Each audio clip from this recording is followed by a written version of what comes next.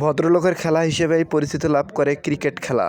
1977 সালে আজকের এই দিনে এই খেলায় হাতেখড়ি হয় বাংলাদেশের।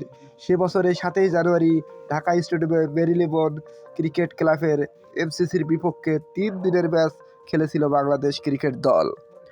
ওই সময়ে পত্রপত্রিকায় 3 দিনের ম্যাচটিকে আনঅফিসিয়াল টেস্ট ম্যাচ হিসেবে উল্লেখ করা হয়। ঢাকা স্টেডিয়ামে সে ম্যাচ দেখতে হাজির হয়েছিলেন 40,000-এরও বেশি ক্রিকেট ভক্ত অনুরাগী।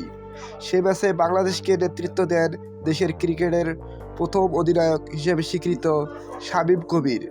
এমসিসি দলের বিপক্ষে সে ম্যাচে ড্রয়ের সুযোগ সৃষ্টি করেও শেষ পর্যন্ত করতে নেমে 9 উইকেটে হারিয়ে 266 রান সংগ্রহ করেছিল বাংলাদেশ। ইউসুফ রহমান বাবুর ব্যাট থেকে আসে 78 রান, ফারুক 35, শামীম কবির 30 ও রুবি 28।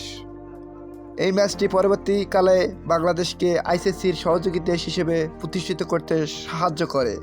আর এমসিসির এক প্রতিবেদনের ভিত্তিতে এই বছরের জুনে আইসিসির সহযোগী সদস্যপদ পায় বাংলাদেশ। এরপর গল্প তো সবারই জানা।